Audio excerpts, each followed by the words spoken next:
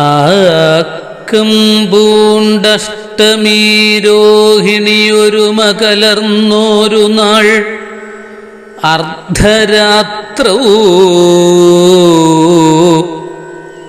ചൊൽക്കൊള്ളും ചിങ്ങമാസേ മുഴുമതിയുമുദിക്കുന്ന മുഖ്യേ മുഹൂർത്തേ തൃക്കൈയിൽ ശംഖുചക്രാംബുജ ഗദകൾ ധരിച്ചോരു ബാലസ്വരൂപം തക്കത്തിൽ ദേവകിക്കും കണവനുമണയെ ദർശിതം കൈതൊഴുന്നേൻ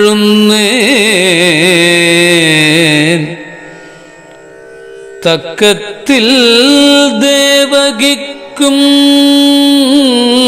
കണവനുമണയെ ദർശിതം കൈതൊഴുന്നേ.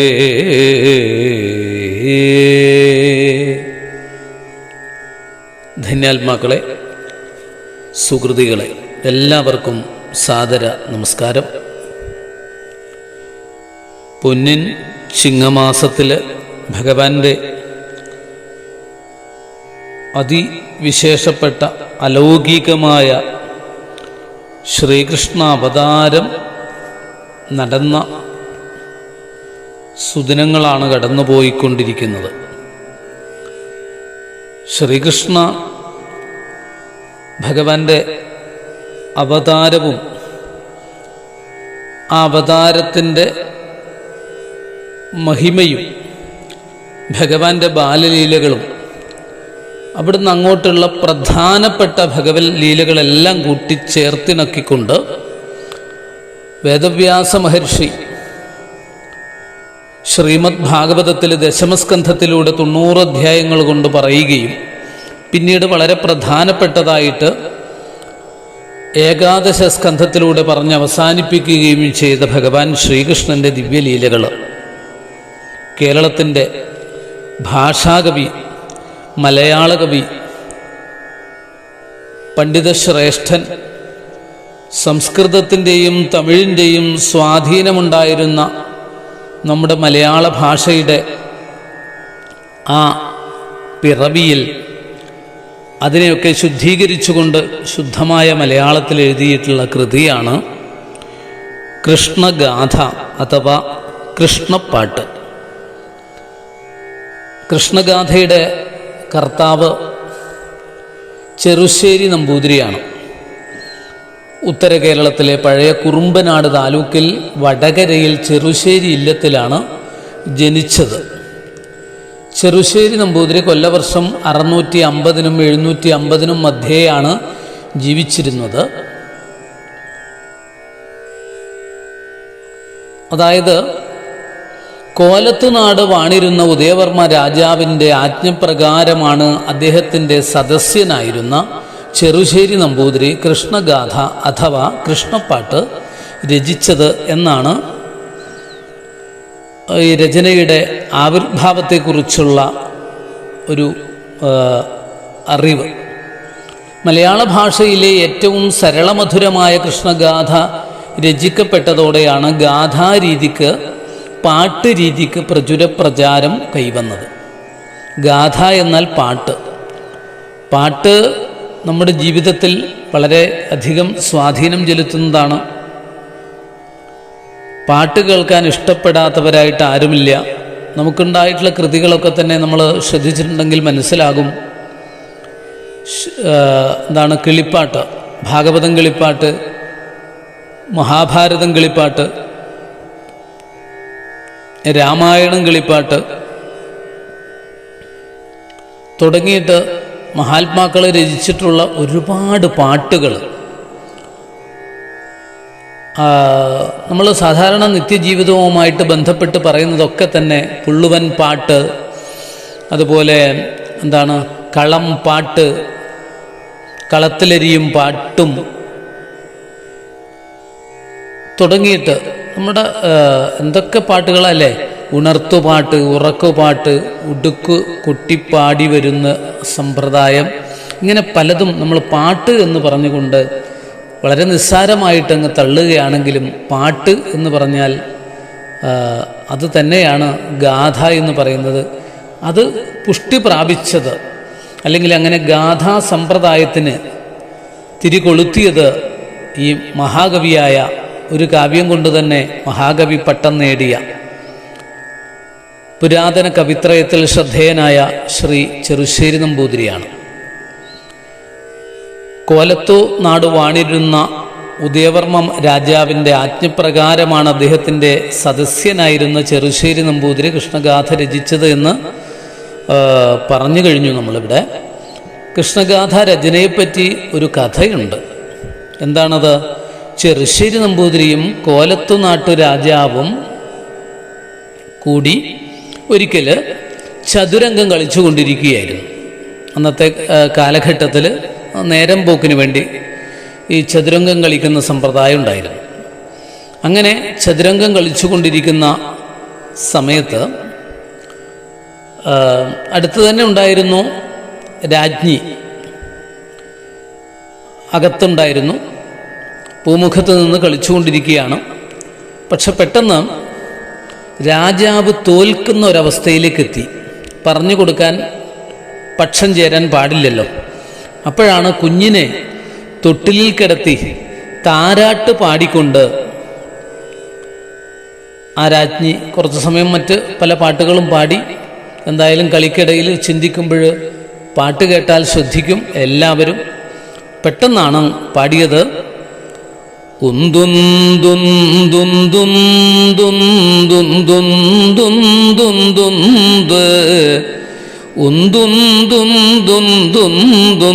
താളേ ഉന്ത്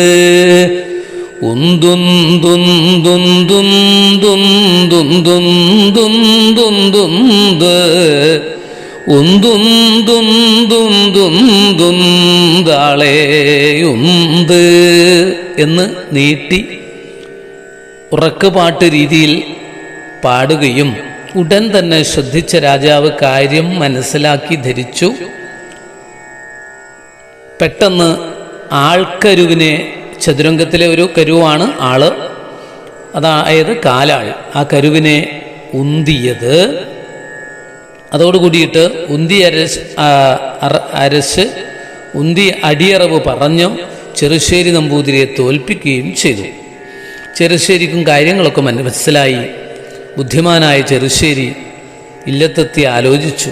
അങ്ങനെയാണ് ഈ ശീല് വളരെ ഇഷ്ടപ്പെട്ടു, ആ താരാട്ടുപാട്ടിൻ്റെ ശീല് വളരെ ഇഷ്ടപ്പെട്ട ചെറുശ്ശേരി ആ മട്ടിലൊരു കവിത ഉണ്ടാക്കണമെന്ന് തീർച്ചയാക്കി. ആ കവിത എങ്ങനെ വേണമെന്ന് ആലോചിച്ചു. അപ്പോഴാണ് ശ്രീകൃഷ്ണ ഭഗവാന്റെ അവതാരം മുതൽ സ്വർഗാരോഹണം വരെയുള്ള ഭാഗവതത്തിലെ കഥാഭാഗങ്ങൾ തന്നെ ഇതിവൃത്തമായി എടുത്തുകൊണ്ട് അതിമനോഹരമായിട്ട് കൃഷ്ണഗാഥ രചിക്കുകയാണ്. ഇതാണ് കൃഷ്ണഗാഥയുടെ ഉത്ഭവത്തെക്കുറിച്ചുള്ള നമുക്ക് കിട്ടിയിട്ടുള്ള അറിവ്. ചെറുശ്ശേരി മലയാളത്തിലെ ആദ്യ കാൽപ്പനികവാദിയായി ഭാവനയുടെ ആധിക്യം കൊണ്ട് കവിതയെ സംഗീത സമന്വയമാക്കി നമ്മുടെ മനസ്സിനെയും ആത്മാവിനെയും മധുരിപ്പിച്ചു.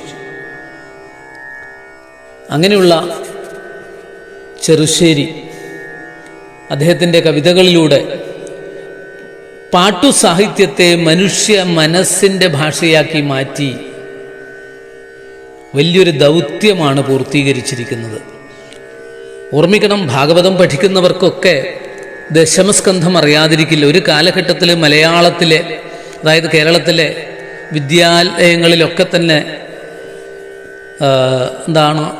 ചൊല്ലി നിറഞ്ഞിരുന്ന കവിതകളായിരുന്നു ചെറുശ്ശേരിയുടെയും എഴുത്തച്ഛൻ്റെയും കുഞ്ചൻ നമ്പ്യാരുടെയും ഒക്കെ തന്നെ കവിതകൾ, വള്ളത്തോൾ തുടങ്ങിയിട്ടുള്ളവരത്തെ ഒക്കെ തന്നെ. പക്ഷേ ഈ ചെറുശ്ശേരിയുടെ കവിതയില്ലാത്ത മലയാള പാഠപുസ്തകങ്ങൾ ഒന്നാം ക്ലാസ്സിൽ ഉണ്ടാവില്ല എന്നേ ഉള്ളൂ. ബാക്കിയുള്ള ക്ലാസ്സുകളിലൊക്കെ വളരെ ചെറുതായിട്ട് തുടങ്ങിയിട്ട് ഡിഗ്രി, MA ഒക്കെ പഠിപ്പിച്ചിട്ടുണ്ടായിരുന്നു ഒരു കാലഘട്ടത്തിൽ. അതുകൊണ്ട് തന്നെ പറഞ്ഞു കഴിഞ്ഞാൽ പലർക്കും ഓർമ്മ വരും എന്നാണ് എൻ്റെ പൂർണ്ണമായിട്ടുള്ള വിശ്വാസം. ഭാഗവതം ദശമസ്കന്ധത്തിലെ 10ാമത്തെ സ്കന്ധത്തിലെ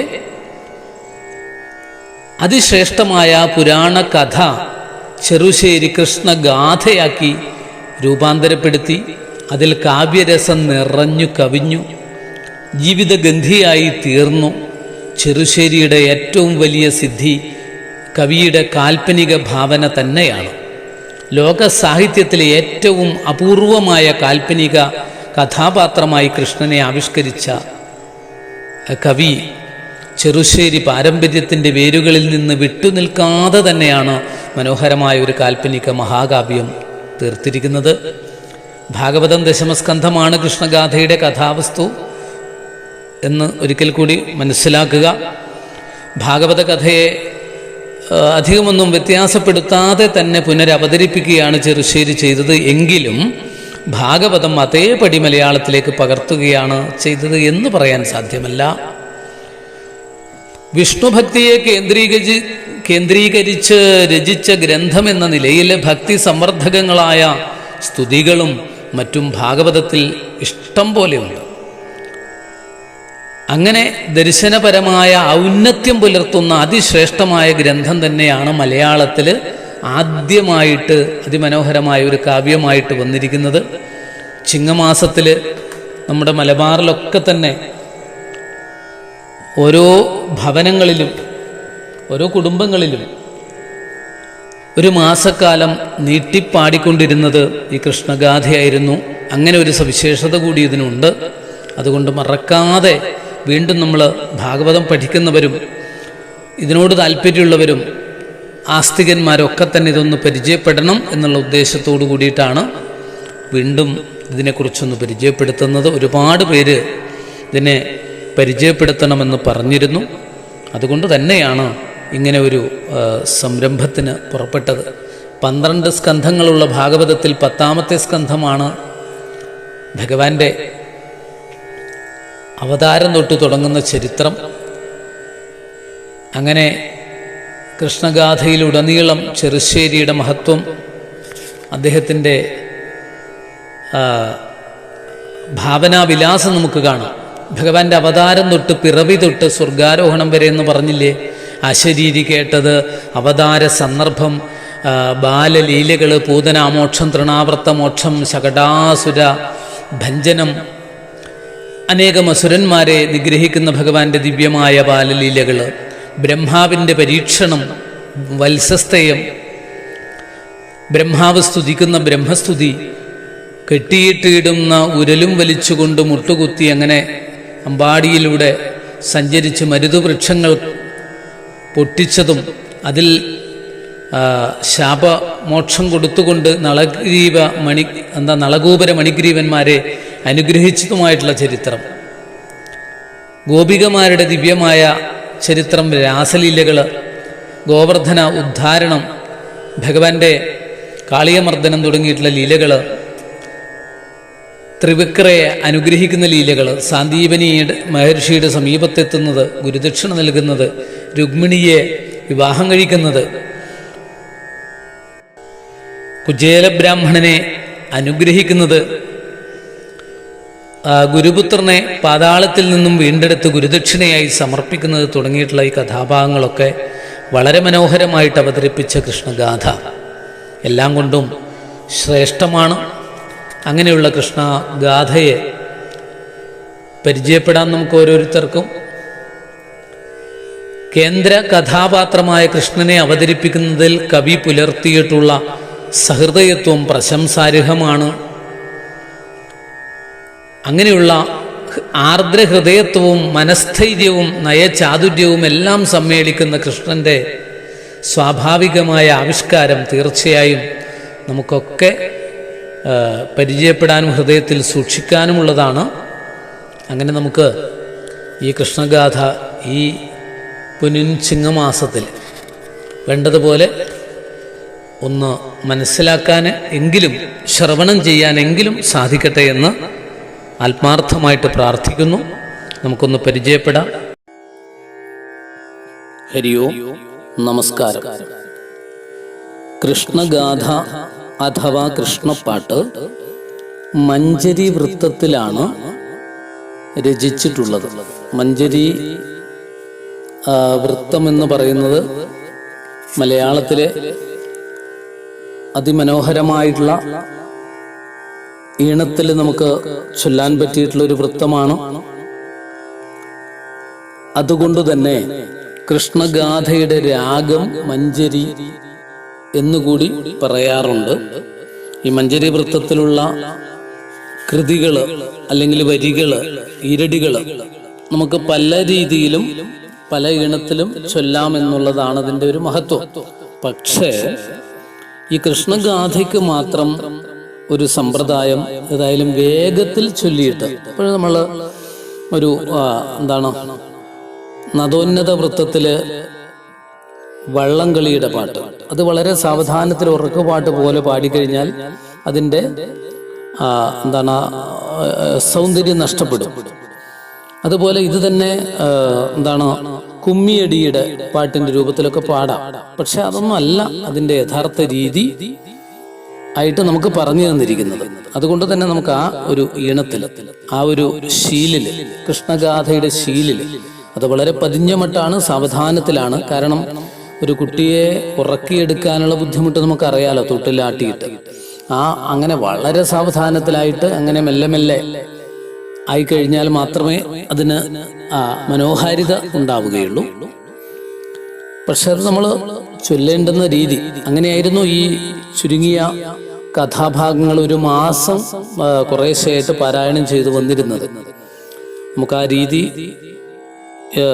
ഈണത്തിൽ ചൊല്ലാൻ ശ്രമിക്കാം. വളരെ മനോഹരമായിട്ട് ചൊല്ലാൻ സാധിക്കുന്നവർക്ക് ആ രീതിയിൽ തന്നെ ചൊല്ലാവുന്നതാണ്.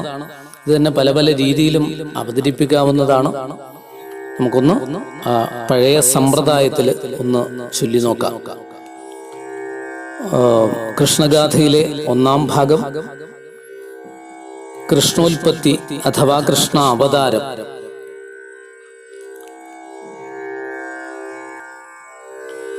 ഇന്ദിര തന്നോട് പുഞ്ചിരിയായൊരു ചന്ദ്രികമെയിൽ പരക്കയാലേ പാലാഴി വെള്ളത്തിൽ മുങ്ങി നിന്നിടുന്ന നീലാഭമായൊരു ശൈലം പോലെ മേവി നിന്നിടുന്ന ദൈവതം തന്നെ ഞാൻ കൈവണങ്ങിടുന്നേൻ കാത്തുകൊള്ളുവാൻ, കീർത്തിയെ വാഴ്ത്തുവാൻ ഓർത്തു നിന്നിടുമെൻ ആർത്തിയെ തീർത്തു തൂണയ്ക്കേണമേ. ദേശികനാഥൻ തൻ പാദങ്ങളെ ശൂമാ പേശലമായൊരു രേണുലേശം ക്ലേശങ്ങളേശുന്ന പാശങ്ങളെ ശായ്വാൻ ആശയം തന്നുള്ളിലാക്കുന്നേൻ ഞാൻ. വാരണവീരന്തൻ ആനനം കൈക്കൊണ്ടു പൂരിച്ചവൻ മദവാരി മെയ്യിൽ നിന്നു വീളങ്ങുന്ന ദൈവതം തൻ കനിവെന്നും വീളങ്ങുക എന്നിൽ മേന്മേൽ. ഭാരതീ ദേവീതൻ ഭൂരിയായുള്ളോരു കാരുണ്യപൂരവും വേറിടാതെ നന്മധുപോലുന്ന നന്മൊഴി നൽകുവാൻ തന്മ കളഞ്ഞു വീളങ്ങുകന്നിൽ ഭാരതമായൊരു പീയൂഷരാശിക്കു കാരണമായൊരു വാരിധിയായി വ്യാസനായുള്ളൊരു മാമുനി തൻ കൃപ ദാസനാമെന്നിൽ പൂലംബേണമേ. മൂഢത കൊണ്ടു ഞാനേതാനുമുണ്ടിന്നു കാടായി ചൊല്ലുവാൻ ഭാവിക്കുന്നു. ഭൂരികളായുള്ള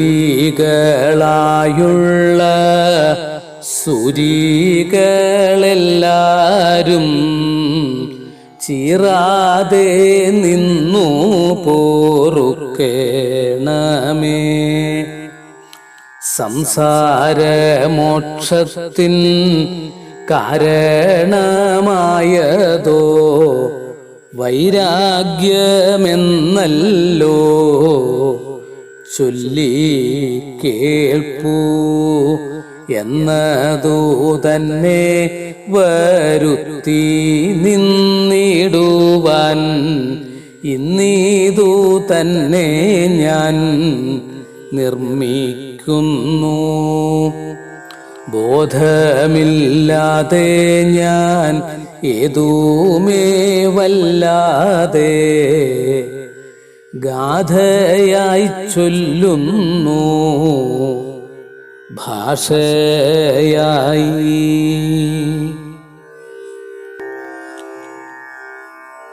ഇത് തന്നെ അല്പം വ്യത്യാസത്തോടുകൂടി നമുക്കിതൊന്ന് പാടി നോക്കാം.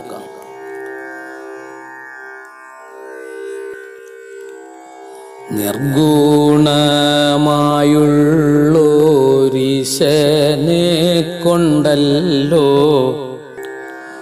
നിർഗുണനായുള്ളോരീശനെ കൊണ്ടല്ലോ നിർഗുണമായതു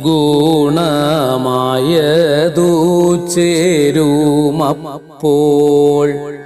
കാടായി ചൊൽകിലും കൈഡഭവൈരീതൻ നീടാർന്നു നിന്നുള്ള ലീലയല്ലോ എന്നതു കൊണ്ടേനിക്കുള്ളിലേതുമേ മന്ദത ഇന്നീതു നിർമ്മിക്കുമ്പോൾ മാധവനാമരപ്രഭുവെന്നതോ മാപാപം പോക്കുന്നോനെന്നു കേൾപ്പൂ. എന്നതു കൊണ്ടു ഞാൻ വന്ധ്യരായുള്ളോരെ വന്ദിച്ചു കൊണ്ടിതു നിർമ്മിക്കുന്നു. പാലാഴി മാതൂതൻ പാലിച്ചു പോരുന്ന കോലാധിനാഥനൂദയവർമ്മൻ ആജ്ഞയെ ചെയ്കയാൽ അജ്ഞനായുള്ള ഞാൻ പ്രാജ്ഞനെന്നിങ്ങനെ ഭാവിച്ചിപ്പോൾ ദേവകീസുനുവായി മേവി നിന്നിടുന്ന കേവലൻ തന്നൂടെ ലീല ചൊൽവാൻ ആവതല്ലെങ്കിലും ആശതൻ ചെൽകയാൽ ആരംഭിച്ചിടുന്നേ ആയ വണ്ണം. ഈ ഇണം തന്നെ അല്പം കൂടി വേഗതയിലേക്ക് പോയിക്കൊണ്ടുള്ള ആ ഒരു സമ്പ്രദായ രീതിയിൽ ഈ കൃതികള്, ഈ വരികൾ നമുക്ക് പാടാവുന്നതാണ്. ശ്രീപത്മനാഭൻ തൻ ജായ എന്നിങ്ങനെ പേർ പെറ്റു നിന്നോരു മേദിനി താൻ ദുഷ്ടരായുള്ളൊരു മന്നവരെല്ലാരും ഒട്ടേറെ പോന്നു പിറക്കയാലേ അന്തമില്ലാതൊരു ഭാരം കൊണ്ടേറുന്ന സന്താപം പൂണ്ടു തളർന്നു മേന്മേൽ ധേനുവായി ചെന്നു വിരിഞ്ചനോടെല്ലാം താൻ വേദനയോതിനാൾ കാതരയായി